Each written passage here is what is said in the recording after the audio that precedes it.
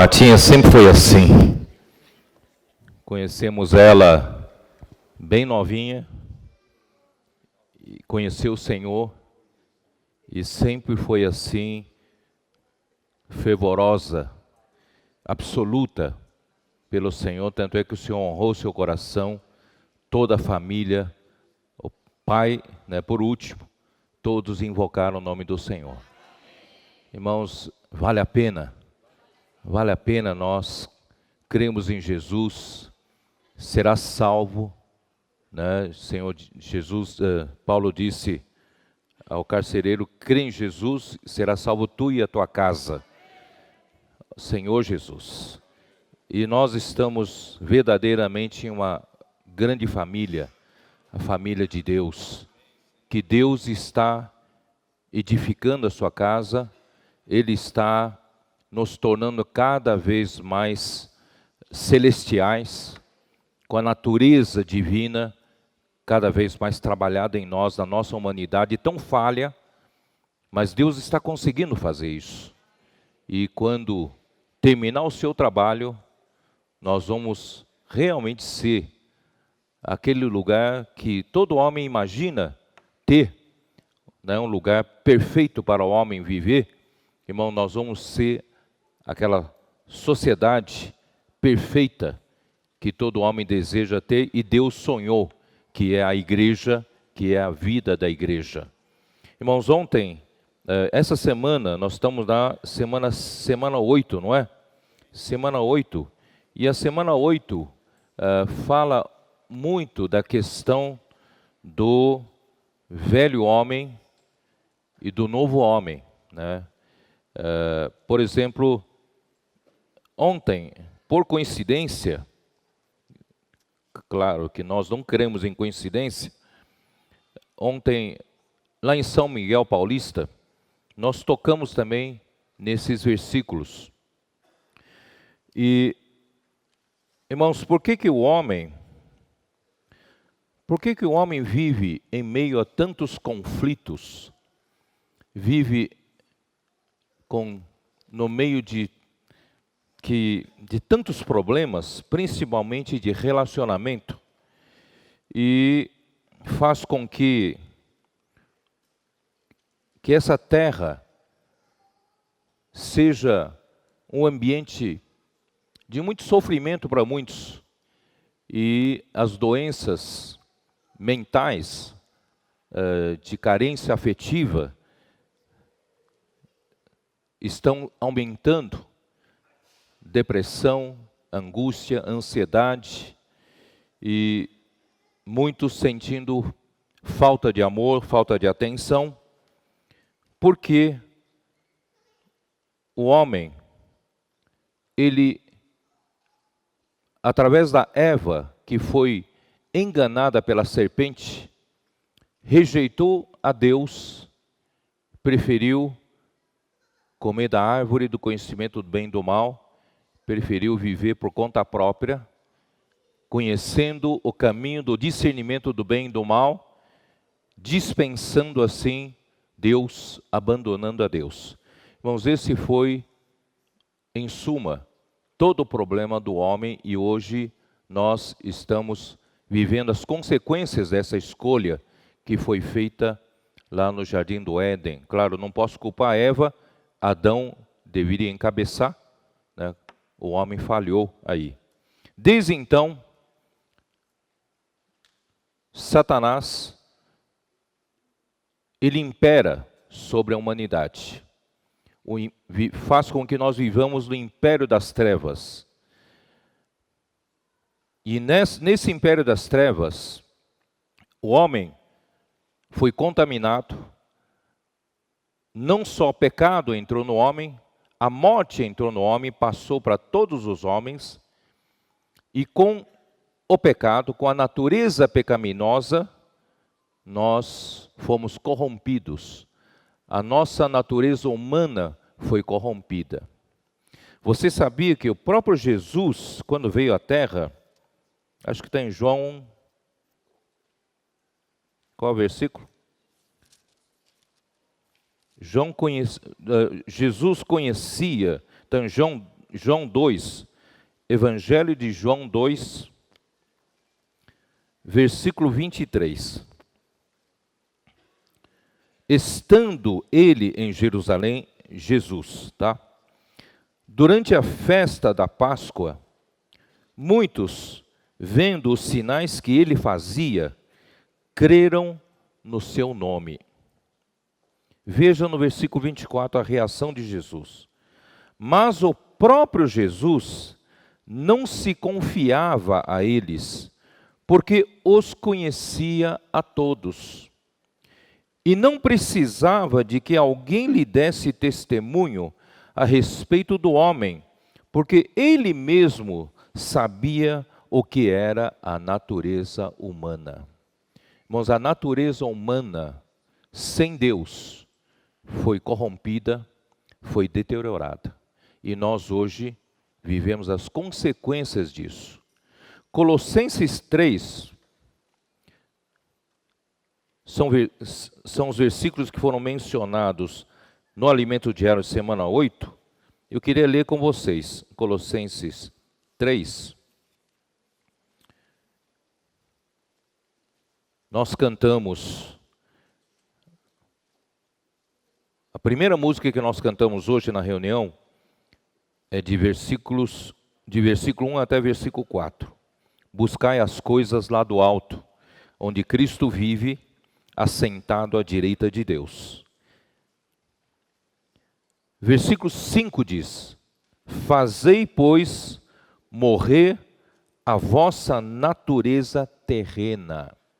Irmãos, esse é o nosso problema. Essa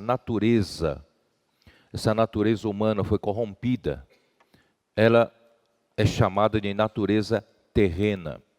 Então, todos os nossos problemas residem aí na natureza.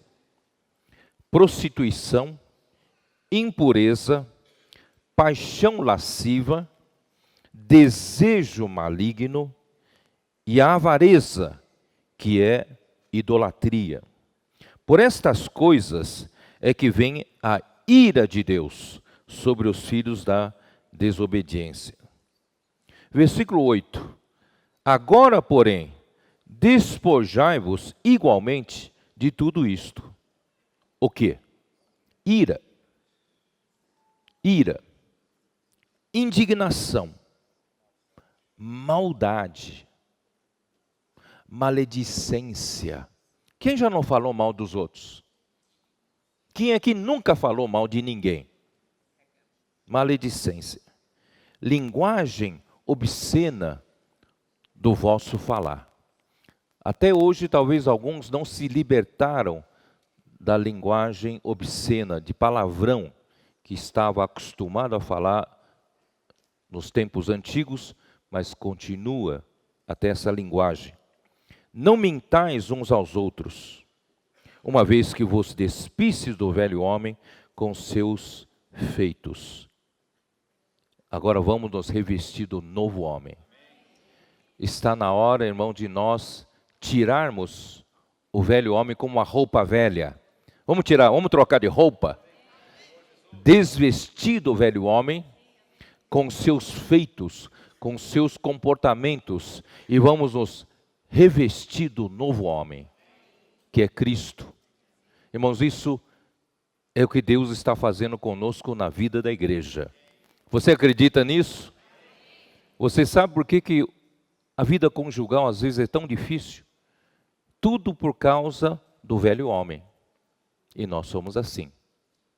E nós somos muito bem comparados ao povo de Israel no Egito. O Egito representa o mundo de hoje. Um dos jovens aqui falou sobre isso, o povo no Egito. Irmãos, nós estávamos no Egito como o povo de Israel no Egito. No começo, eles estavam na melhor terra, a terra de Gósen. Porque José se tornou um grande governador do Egito, era o segundo depois de Faraó. E trouxe a família toda de Jacó, e Faraó lhes deu a melhor terra, a terra de Gósen. Irmãos, terra fértil, tudo que planta dá, tudo que faz dá certo, prospera. Você imagina uma vida assim de prosperidade. Quem não quer viver uma vida de prosperidade? Quando tudo prospera na nossa vida, o emprego vai às mil maravilhas, promoção atrás de promoção, negócios vão espetacularmente bem, ganha-se muito dinheiro, os filhos, família, todo mundo crescendo saudavelmente, gordinhos, né? E depois de algum tempo, passa uma geração, outra geração, outra geração, o homem perde o sentido da sua vida. Começa a achar que gozar do conforto dessa terra é tudo na nossa vida. E quando o povo de Israel estava no bem bom, na terra de Gósen, no Egito, no mundo de hoje, Deus manda um faraó que não conhecia José. E esse faraó olha para esse povo hebreu, estão muito gordinhos, estão na melhor terra nossa, desfrutam das melhores coisas da nossa nação. O que estão fazendo aqui? Vamos colocar eles para trabalhar, vamos escravizá-los, eles vão ser nossa mão de obra, e é um povo inteligente, um povo sábio, eles vão trabalhar.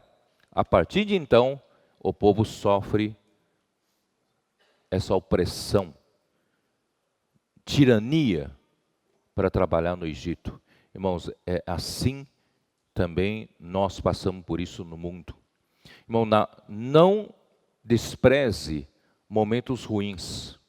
Os momentos ruins, irmãos, Deus permite fazer acontecer na nossa vida para nós voltarmos a refletir qual é o sentido verdadeiro da nossa vida.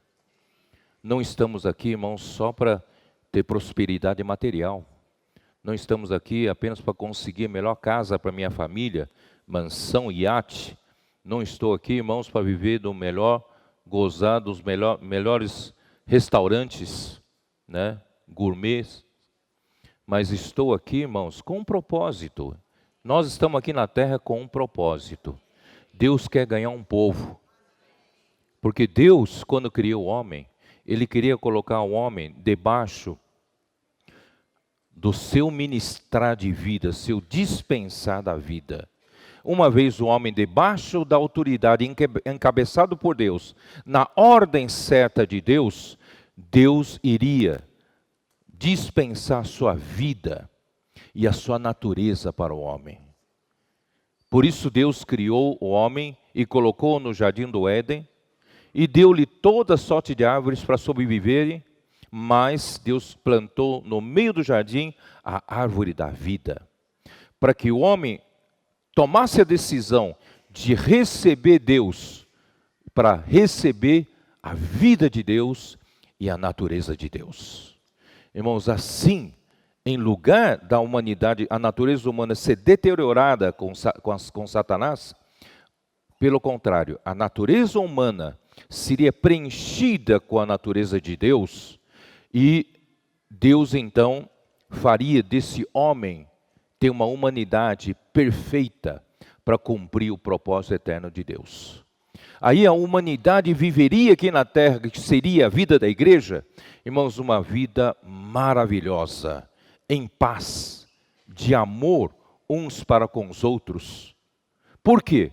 Porque Deus é amor. João 4 diz, Deus é amor. Deus é amor, é a sua essência, é a sua natureza.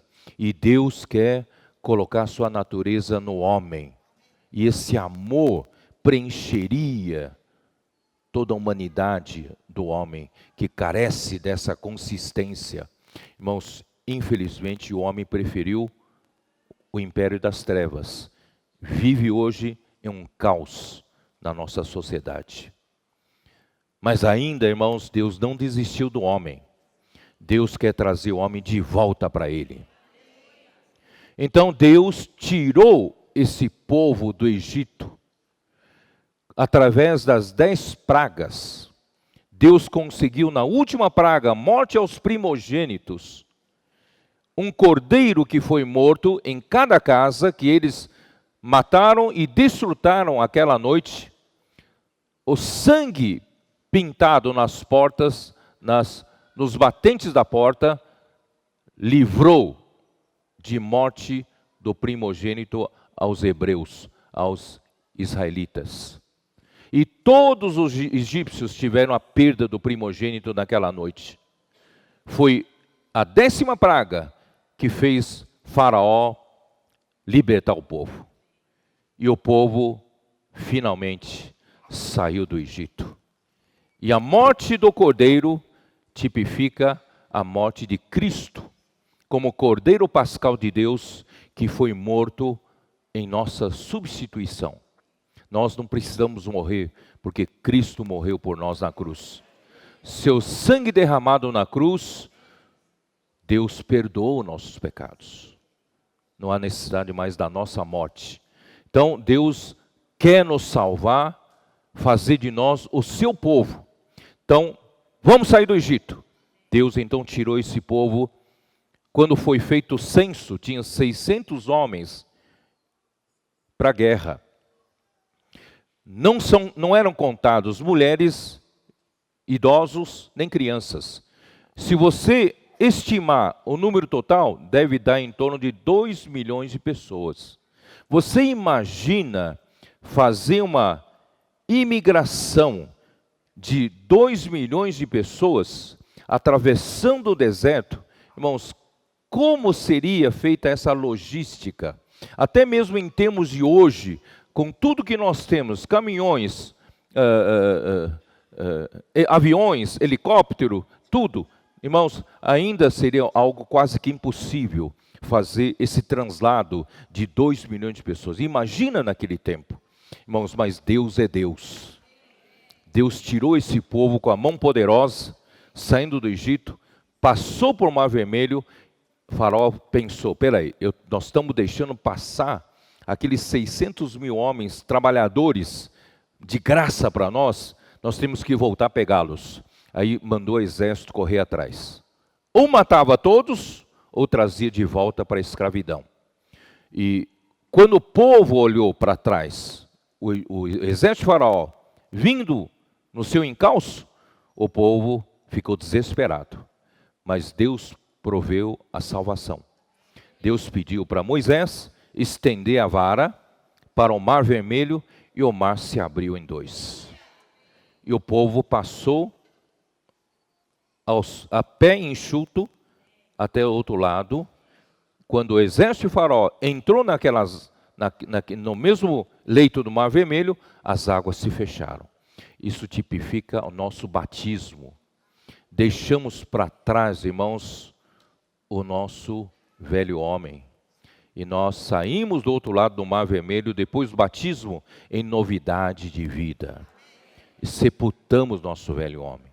Aí então entramos, o povo de Israel entrou na terra para ir em direção à terra prometida, que é a boa terra de Canaã. Só que não demorou muito para reclamar, porque era um povo com a natureza humana, terrena, caída, não é? Sabe qual a característica da nossa natureza humana depois de corrompida pelo pecado? Nós somos muito egoístas. Cada um de nós, irmãos, ninguém é exceção.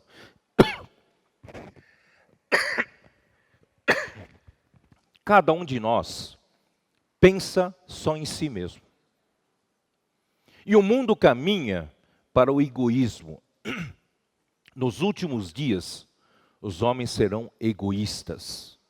Mas esse egoísmo vem desde a nossa nascença do velho homem.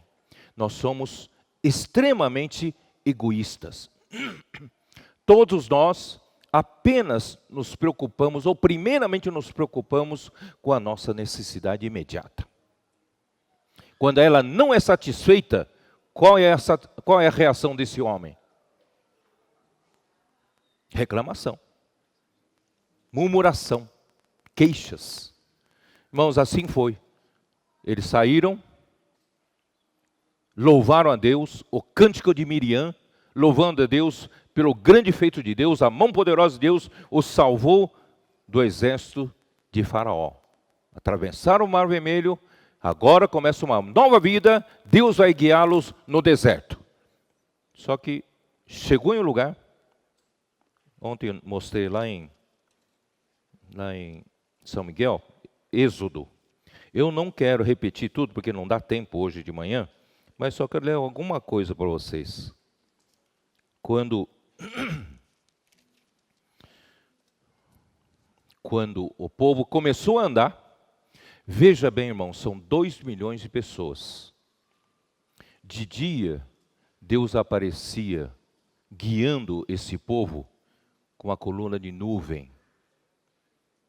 Irmãos, graças a Deus que tem nuvem. Você já esteve no deserto durante o dia debaixo do sol? É insuportável, não dá para andar debaixo do sol. Deus é a coluna de nuvem. Protegia o povo do sol direto. E de noite era uma coluna de fogo para iluminar, para saber que direção tomar. Deus providenciou tudo. O povo que viu a maravilha de Deus nas 10 pragas, a maravilha de Deus na travessia do Mar Vermelho, esse povo deveria crer em Deus. Aí chegando num lugar, 2 milhões de pessoas precisam de quantos litros de água para beber por dia, hein? Quantos litros de água? Quem sabe? Por dia. Hã? Engenheiro de saneamento sabe, né? Quanto nós usamos por dia? 2 litros. Para beber, né? É beber. Agora para fazer higiene, tomar água, higiene e tal. É muita. Multiplica isso por 2 milhões. É muita água. Não tinha caminhões-pipa para seguindo atrás? Irmão, Deus tinha que providenciar tudo. Aí chegaram no lugar, tinha água, eles foram beber, era amarga. E o que fizeram? Reclamaram. Tudo que o velho homem sabe fazer, reclamar. Reclamaram. Aí Moisés, então, Deus pediu para Moisés jogar uma árvore dentro da água e a água se tornou doce. E Deus então levou eles até o Elim, onde tinha, aqui fala, 12 fontes de água. Estou no capítulo 15 de Êxodo, versículo 27. Então chegaram a Elim, onde havia 12 fontes de água e 70 palmeiras, e se acamparam junto das águas. Irmãos, que maravilha, não é isso? No meio do deserto, 70 palmeiras para fazer sombra para esse povo, né? E tinha 12 fontes de água à vontade. Irmão, nosso Deus é bom demais, não é isso? Aí partiram de Elim, né? O povo de Israel. E de repente, no deserto de Sim, olha só o versículo 2 do capítulo 16. Toda a congregação dos filhos de Israel murmurou contra Moisés e Arão no deserto. Disseram os filhos de Israel: quem nos dera tivéssemos morrido pela mão do Senhor na terra do Egito, quando estávamos sentados junto às panelas de carne e comíamos pão a fartar, pois nos trouxeste a este deserto para matardes de fome toda esta multidão. Irmãos, que ingratidão. Deus cuidou desse povo, salvou esse povo, fez tantas obras poderosas com esse povo por falta de comer carne. O brasileiro sente falta de churrasco. Uma boa picanha, não é isso? Uma fraldinha. Ó Senhor Jesus, né, Nilo? Você gosta, né? E começa a reclamar. Só que se esquece da escravidão lá, né? Só lembra das melhores coisas. Irmãos, o Senhor, a partir de então, prometeu mandar pão do céu cada dia. Que é esse pão do céu? É o maná. Eles não precisavam plantar, não precisavam colher, basta levantar todo dia cedo pela manhã, abrindo as portas da sua tenda, já podiam colher, porque era como orvalho que descia sobre o solo e recolhia cada um o suficiente para comer aquele dia. Irmão, no deserto não tem supermercado, não tem atacadistas, não tem lugar para você comprar nada. Deus mandou na sua porta comida para a sua sobrevivência. Irmão, que coisa! E o homem ainda reclama da falta de picanha, né? E Deus então, tá bom, vou mandar de manhã maná e de tarde eu vou mandar codornizes. E vocês vão comer essa carne até sair pelos narizes. Assim foi.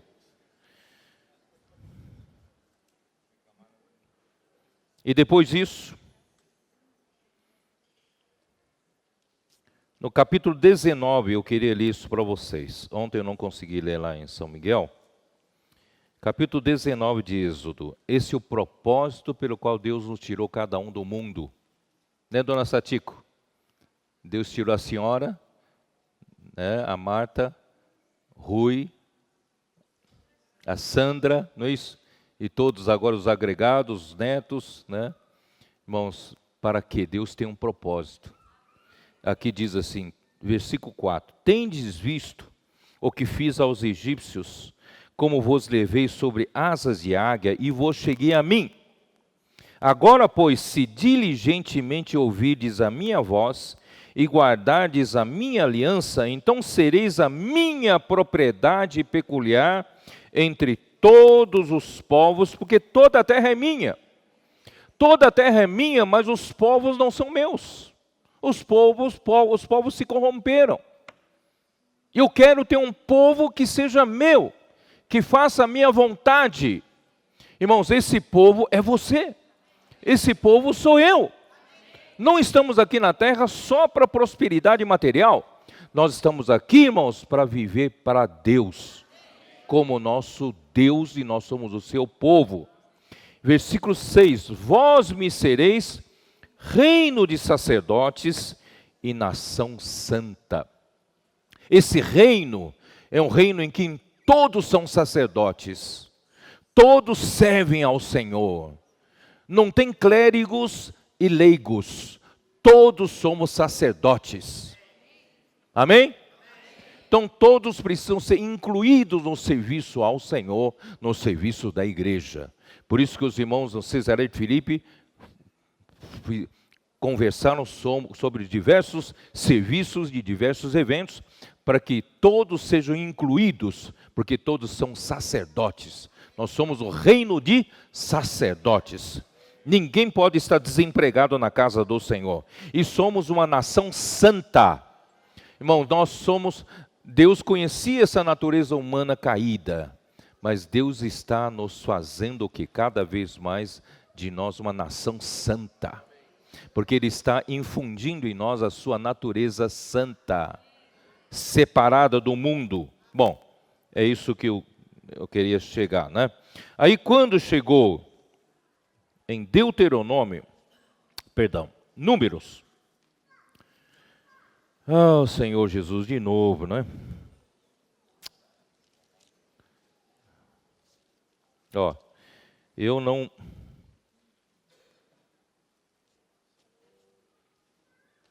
vou falar de outras queixas, mas eu quero mostrar para vocês que nós, na nossa natureza terrena, na nossa natureza do velho homem, quando falta-nos algo para nossa necessidade imediata, a nossa primeira reação é reclamar.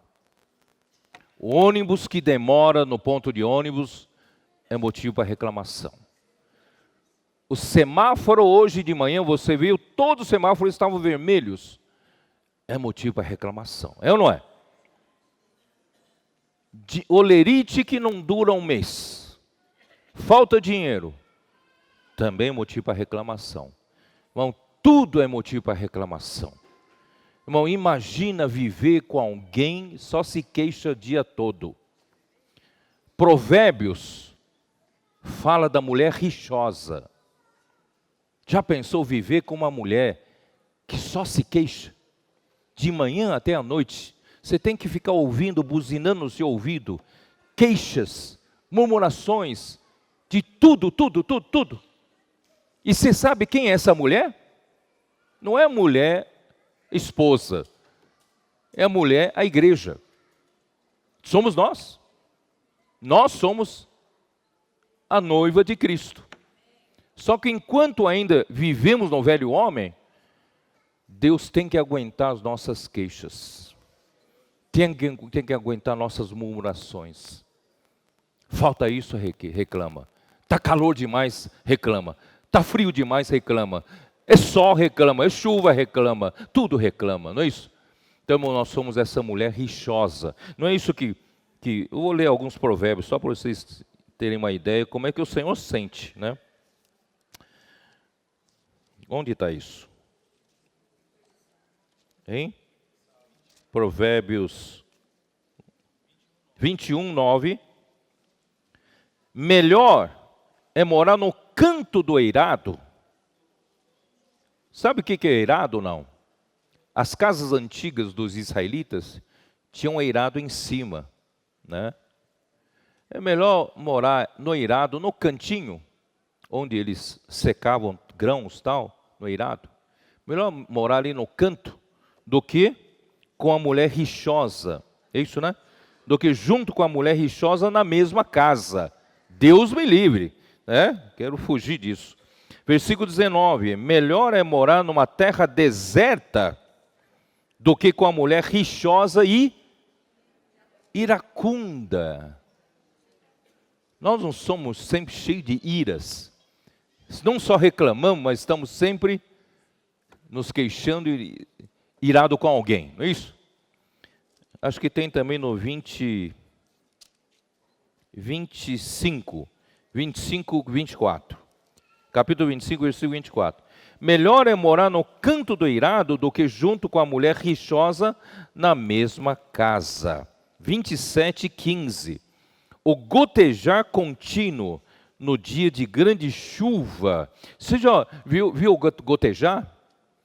Vamos supor que, pior ainda, quando na sua casa tem um vazamento, não é isso? Aí você então põe um balde embaixo. E aquele gotejar, plim, plic, plic, plic, plic, plic, né? O gotejar contínuo no dia de grande chuva e a mulher rixosa são semelhantes. Contê-la seria conter o vento, seria pegar o óleo na mão, quer dizer, não dá para conter a mulher rixosa. Irmãos, na verdade, nós somos, no velho homem, a nossa natureza é de reclamação. Quem aqui nunca reclama? Quem aqui nunca se queixa do nada? Irmãos, a gente está sempre reclamando. Até hoje, irmãos, eu me vejo, eu me pego assim, eu mesmo reclamando em várias coisas. Aí então eu me seguro. Ó Senhor Jesus, me perdoa, né, de ser essa mulher rixosa. Mas a gente reclama de tudo. Aí então, quando chegou na hora de entrar na boa terra de Canaã, lá em Números 13, irmãos, Deus permitiu que fossem 12 espias espiarem a terra. E na volta, eles confirmaram que a terra era muitíssimo boa. Era uma terra que mana leite e mel. Irmão, Deus prometeu nos dar essa boa terra. Não só ao povo de Israel, a nós, essa boa terra. Só que quando eles voltaram, mas o custo é muito alto para ganhar, para conquistar essa terra. Por isso que os irmãos, né, escolheram o hino Conquistando a Boa Terra. Você paga o preço para conquistar a boa terra? Aqui está, né? Aí versículo 27 do capítulo 13 de Números.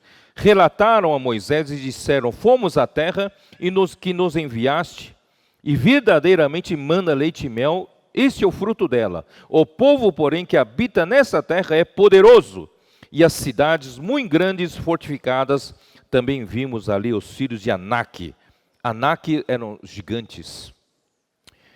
Os amalequitas habitam na terra do Negueb, os heteus, versículo 30. Então Caleb fez calar o povo perante Moisés e disse: eia, subamos e possuamos a terra, porque certamente prevaleceremos contra ela? Porém os homens que com eles tinham subido disseram: não poderemos subir contra aquele povo, porque é mais forte do que nós. E diante dos filhos de Israel, infamaram a terra que haviam espiado, dizendo: a terra pelo meio da qual passamos a espiar, a terra que devora os seus moradores, e todo o povo que vimos nela são homens de grande estatura. Irmãos, parece ser impossível conquistar essa terra. Para nós entrarmos na boa terra, sabe qual é o inimigo aqui? É derrotar o seu próprio velho homem. A sua carne, o seu ego, são esses gigantes. É mais cômodo, irmãos, a gente ficar no nosso canto, viver do jeito que está. Mais cômodo. Mas eu quero dizer para vocês, irmão, Deus nos escolheu um povo batalhador, um exército, para vencermos contra esses gigantes. Hebreus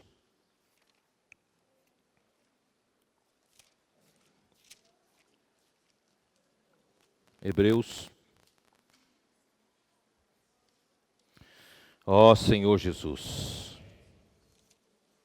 3, Hebreus 3,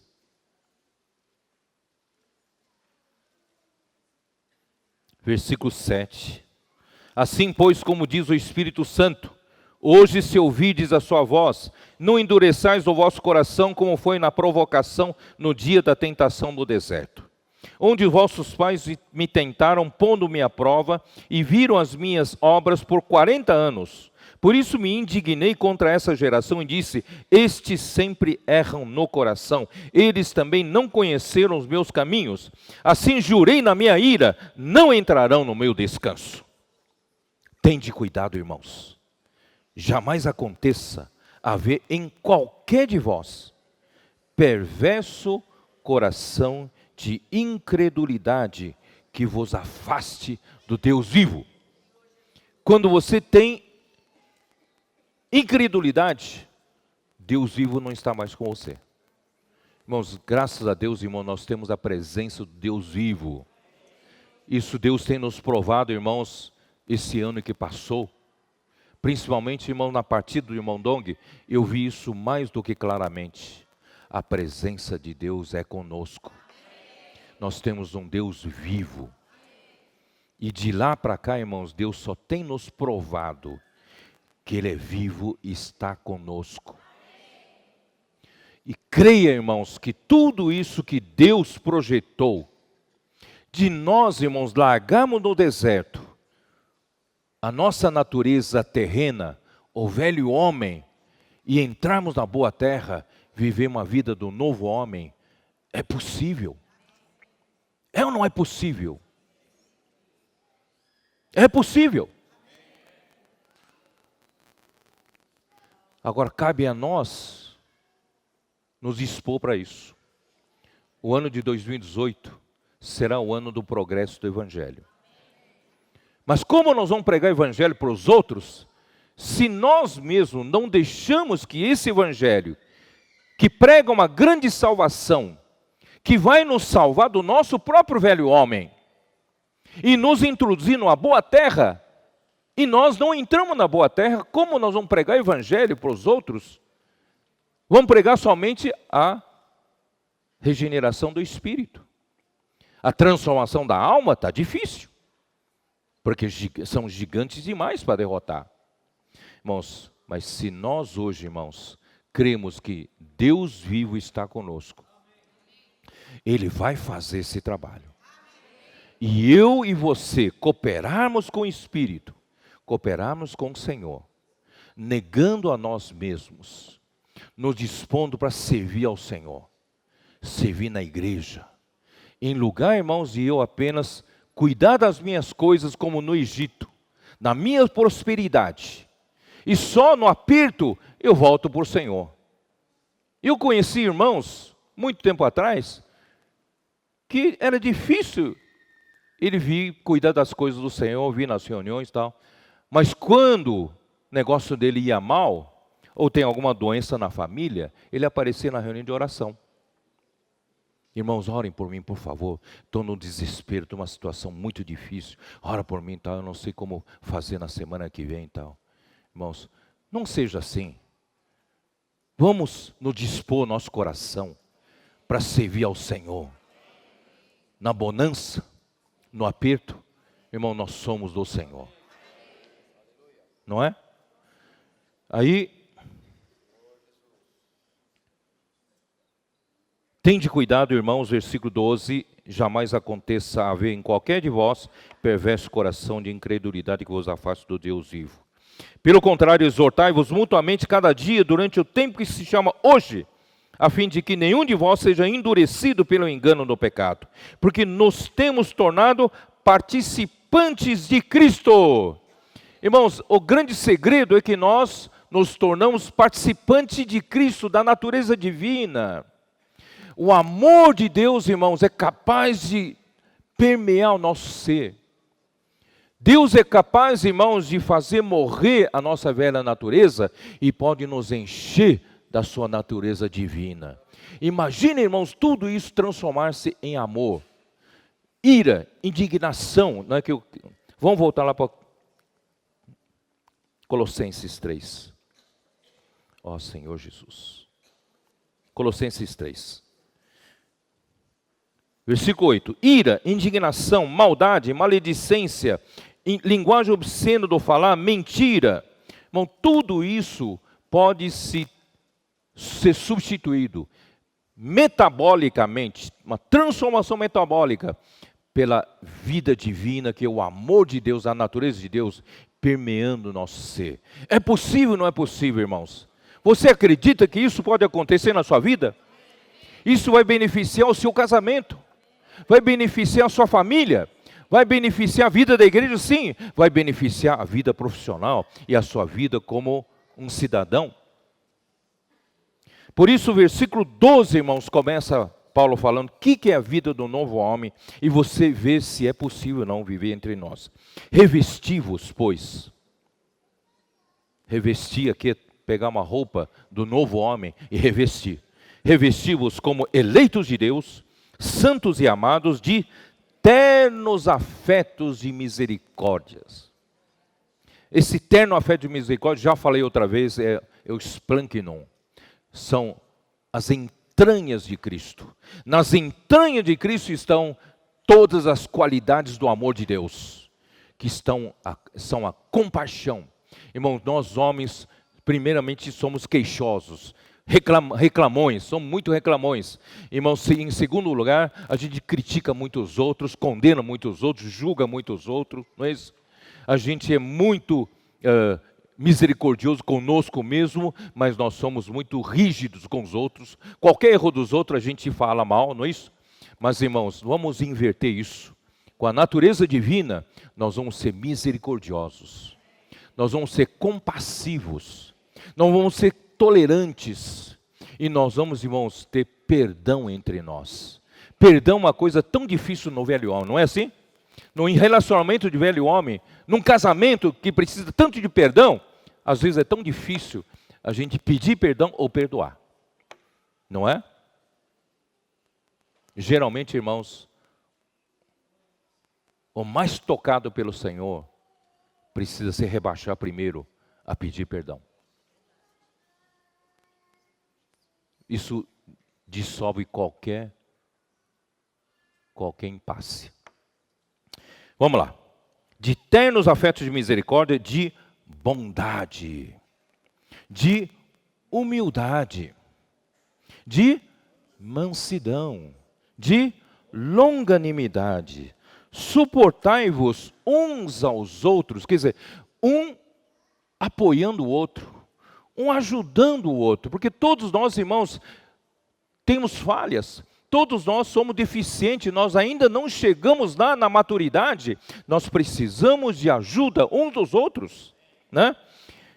Caso alguém, perdoai-vos mutuamente, caso alguém tenha motivo de queixa contra outrem. Quer dizer, nós precisamos aprender a nos perdoar. Deus é amor, E esse amor, ao permear entre nós, irmãos, nós conseguimos perdoar. Acima de tudo isso, porém, esteja o amor, que é o vínculo da perfeição. Amém, irmãos? É possível? Você acha que nós estamos chegando lá? Está chegando? Eu falei para os irmãos na conferência que em 1925, um escritor inglês escreveu um romance, por isso os irmãos estão falando de Shangri-La, né? Então, ele escreveu um romance chamado Horizonte Perdido, onde no romance dele, ele inventou a ficção de que entre as montanhas das Himalaias, de repente se achavam num lugar totalmente isolado do mundo todo, onde ali só tinha verde, clima era diferente, e ali, irmãos, não tinha ódio, não tinha inimizade, ali só tinha amor, paz, alegria, saúde, né? Até a idade não avança. Esse lugar era chamado de Shangri-La. Os mais novos aqui não conhecem isso, mas os mais velhos aqui conhecem. Teve até um filme, 2 filmes, parece feito, né, com esse título, Horizonte Perdido. Irmãos, o mundo, o homem deseja essa sociedade que não tem aqui na Terra. Aqui tem guerras, conflitos, egoísmo, não é isso? Inimizades, lutas um contra o outro, irmãos, corrupção, nós não temos isso. Mas, irmãos, Deus quer construir isso na igreja. A vida da igreja será esse lugar dos sonhos de todo homem, e esse é o sonho de Deus. Essa igreja edificada, Deus está edificando essa igreja. Você acredita nisso? Em 2018, vamos avançar nesse sentido? Em lugar de cada um ainda guardar suas picuinhas, ainda tratar um com o outro de uma maneira tão ríspida, cheio de cóleras, amargura, raiz de amargura que contamina a todos. Irmãos, vamos perdoar. Com perdão, claro, não digo isso uma mudança como uma mudança de comportamento, né, como qualquer outro livro de autoajuda pode nos ajudar. Tem livros bons, irmãos, de autoajuda. Eu não estou desmerecendo esses livros. Esses livros, irmão, têm ajudado muita gente em termos de mudança de comportamento. Mas, irmãos, o que Deus quer fazer conosco não é só nos educar no comportamento. Deus quer nos mudar de dentro para fora. Deus quer nos dar o amor de Deus com a natureza divina, através das entranhas de Cristo. Quem é médico sabe, né, dona Satiko, não me deixa mentir aqui, que o intestino delgado é considerado o segundo cérebro humano. Porque no intestino delgado é onde é digerido todo o alimento que você come, e ali é extraído toda a nutrição e distribuída na corrente sanguínea para todas as células do seu corpo. Então a mudança que Deus quer fazer de nós não é um ensinamento de mudança de comportamento, mas é uma mudança de dentro para fora. Ele vai mudando as suas células. As suas células vão se transformando. Você não sabe se você continua nessa vida, continua vivendo, invocando o nome do Senhor. Você continua vivendo na comunhão com o Senhor. Você continua vivendo na comunhão com os irmãos. Nas reuniões, você é assíduo, você é participante, você serve os irmãos, você prega o evangelho, grupo familiar cresce, graças a você também, cuida dos irmãos. Irmãos, espontaneamente, você vai ter mudança.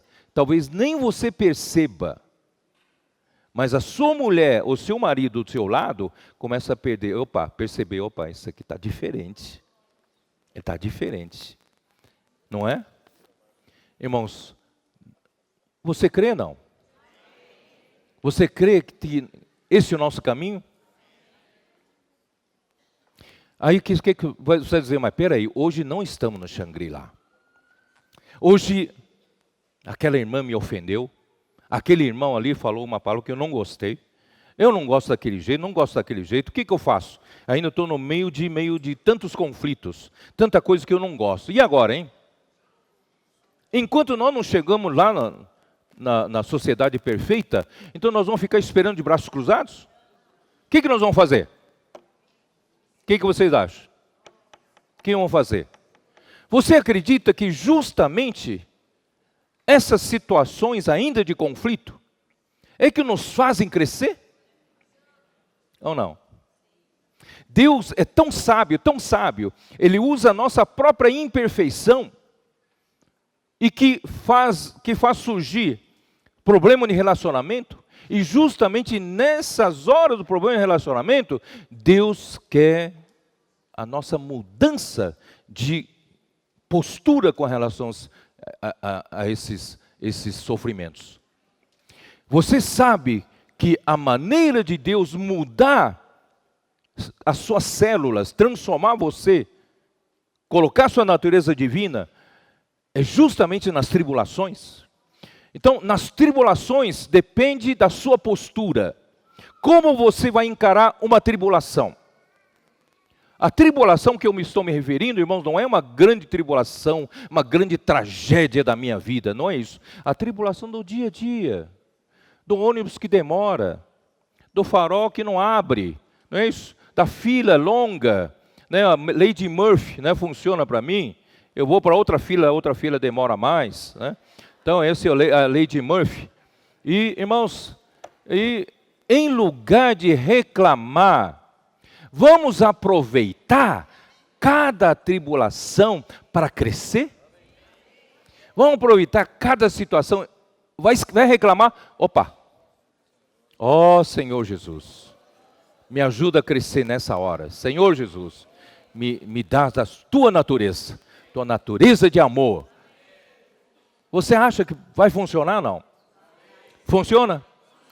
Então, irmãos, às vezes nós nos sentimos injustiçados na igreja, ou injustiçados no trabalho, pelo meu chefe, ou injustiçados na sociedade. O que nós vamos fazer? No mundo é fazer um levante.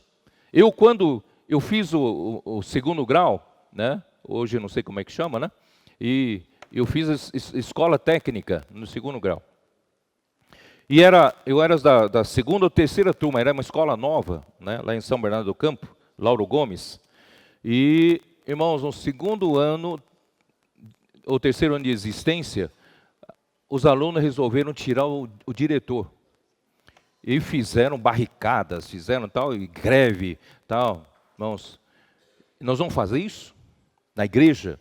Vamos fazer isso toda vez que eu não concordo com alguma coisa? Irmãos, nessa hora, irmãos, em vez de reclamar, em vez de usar artifícios humanos para me justificar, irmão, vamos voltar para o Senhor. Ele é aquele reto juiz que julga retamente todas as coisas. E a Ele todos prestarão contas. Irmão, graças ao Senhor, se você, a partir de hoje, mudar de postura com relação a qualquer tribulação que você passar a partir de hoje, e voltar para o Senhor,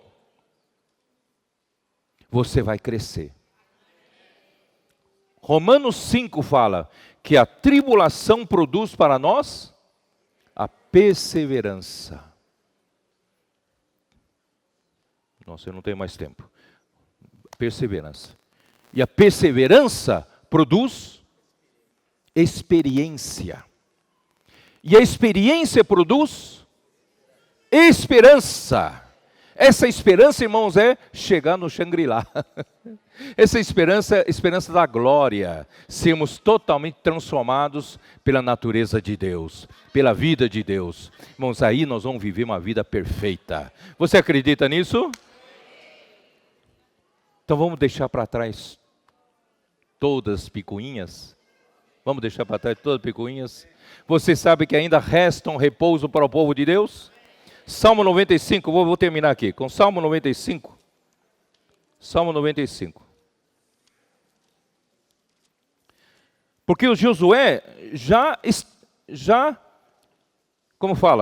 instalou as 12 tribos, cada um na sua possessão de terra, não foi? Mas, muitos anos depois, o rei Davi fez um salmo, muitos anos depois, já terem assentado o povo na terra boa de Canaã. O que ele diz aqui? Salmo 95, versículo 7. Ele é o nosso Deus, e nós, povo do seu pasto, e ovelhas de sua mão. Hoje, se ouvides a sua voz, não endureçais o coração como em Meribá, como no dia de Massá no deserto, quando vossos pais me tentaram, pondo-me à prova, não obstante terem visto as minhas obras. Durante 40 anos estive desgostado com essa geração, e disse: é povo de coração transviado, não conhece os meus caminhos. Por isso jurei na minha ira, não entrarão no meu descanso. Mas, irmãos, versículo 7 diz: hoje, se ouvides a sua voz, não endureçais o coração. Isso, infelizmente, eu vou ter que ler, ter que terminar de ler em Hebreus. Ó Senhor Jesus. Aqui, ó. Capítulo 4 de Hebreus, versículos 8 e 9. Ora, se Josué lhes houvesse dado descanso, não falaria posteriormente a respeito de outro dia. Irmãos, o descanso verdadeiro, o povo de Israel não entrou, não. O descanso verdadeiro, Deus está esperando nós entrarmos. Portanto, resta um repouso para o povo de Deus. Vamos falar junto comigo? Portanto, resta um repouso para o povo de Deus. Tem um repouso para você. Tem um descanso reservado para você. Versículo 10. Esse versículo ontem nós desfrutamos demais. Por quê? Aquele que entrou no descanso de Deus, também ele mesmo descansou de suas obras, como Deus das suas. Irmãos, isso é só um pouco de maturidade, você consegue entender esse versículo. Quando você alcançar um nível de maturidade e crescimento, irmãos, pode haver problemas, né, conflitos, tal, mas você está tão acima desses problemas, que você já está no descanso de Deus. Você crê em Deus, que Deus é poderoso para fazer todas as coisas. Você não fica mais agitado como antes. Antes, qualquer coisa que acontecia, você já ia telefonar, já ia mexer os seus pauzinhos, né, com seu modo artificial, resolver a situação, tal, e a coisa só piorava. Mas agora você conheceu o Senhor. Você entrou no descanso de Deus. Quando você entra no descanso de Deus, irmãos, você descansa das suas próprias obras. Querer fazer muita coisa, deixa Deus fazer. Aí Deus faz as suas. Porque Deus já descansou das suas. Acreditem nisso? Os budistas acreditam que o homem pode chegar a um nível transcendental de ser chamado de Buda. O que é ser Buda? É quando o homem, de tanto ele meditar, de tanto exercitar, que ele não sente mais os sofrimentos. Ele pode estar no meio de sofrimentos, mas ele está transcendental, ele se transcendeu sobre os problemas. Ele não sente, ele não está mais no meio dos problemas, porque ele está acima dos problemas. Isso é o que os budistas acreditam. Mas, irmãos, isso aí só acontece aqui, na natureza divina. Quando você já cresceu tanto, teve tanta experiência nas tribulações, você teve tanta maturidade e crescimento nas tribulações, em que, irmãos, você consegue confiar em Deus. Tudo daí para frente, irmãos, é Deus quem faz. Você simplesmente descansa das suas próprias obras. Você hoje está no meio de uma agitação? Isso pode se aplicar na vida conjugal, na vida pessoal, na vida profissional, se aplica em tudo. Você hoje tem um problema grande pela frente? Você está muito agitado para tentar resolver? Entra no descanso de Deus. Quem entra no descanso de Deus, descansa das suas próprias obras. Irmãos, tem um repouso ainda para nós. Vamos entrar? Ou você prefere continuar com as picuinhas e ficar mais 40 anos no deserto, dando voltas, voltas e mais voltas e mais. Irmão, daqui 2018, 2019, 2020, 2025, irmão, estamos a mesma coisa, estamos ainda continuando a reclamar das coisas, conflitos entre nós, não perdão, tal. Irmãos, ó Senhor Jesus, que tal pedir para o Senhor, Senhor, eu quero entrar na boa terra. Me dá experiência em cada tribulação que eu passar. Eu quero cantar S86 com vocês. Posso cantar S86 com vocês? S86. Já aproveitar para partir o pão. Ó Senhor Jesus. Vamos ficar de pé. S86.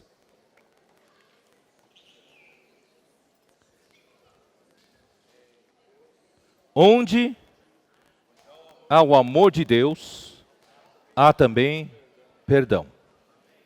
Onde há o perdão de Deus, a reconciliação.